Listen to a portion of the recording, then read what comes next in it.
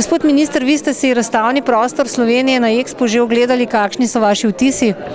Jaz moram povedati, da sem ponosen nad tem, kar sem videl iz obeh razlogov, nad vsebino, ki je res tako lepa, kot izgleda na modelu, in pa nad dokončanostjo del, ki je bila pred dobrimi 3 tedni na nekje prvem, drugem mestu od vseh 54 paviljonov in zdaj z dosti večjim optimizmom pričakujem otvoritev 1. maja.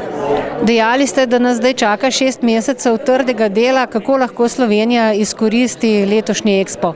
Glejte, Slovenija mora in bo izkoristila letošnji Expo, ki bo v Milanu, v državi, ki je naš drugi najpomembnejši trgovinski partner, prvi partner po številu turistov, na prireditvi, ki jo bo obiskalo 20 milijonov obiskovalcev, tega 14 milijonov domačinov, Italijanov, in verjamem, da je to priložnost, ki se ne sme in ne bo izpustila iz rok. Na sejmu pač želim, da se, ali pa verjamem, da se bo Slovenija predstavila v gospodarskem, znotraj tega turističnem in pa ob vsem tem tudi kulturnem smislu. Kako lahko priložnosti na Expo 2015 Milano še izkoristijo slovenska podjetja? Obstaja več orodij, preko katerih se slovenska podjetja lahko pojavijo na svetovni razstavi Expo.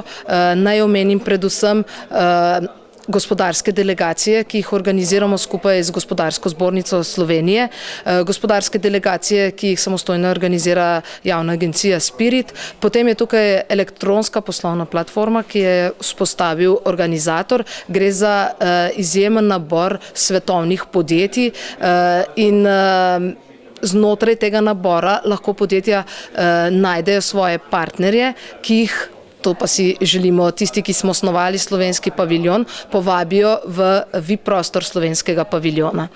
Tam pa jim bomo mi ponudili primeren prostor in pa tudi slovenske jedi in pijačo. Potem seveda obstajajo tudi še nekatere druge možnosti, ki so v tem trenutku nekoliko bolj že omejene. Gre za samo fizično umestitev v paviljon. Tudi tu še sprejemamo pobude in jih bomo pa seveda presojali skladno z prostorsko omejitvijo.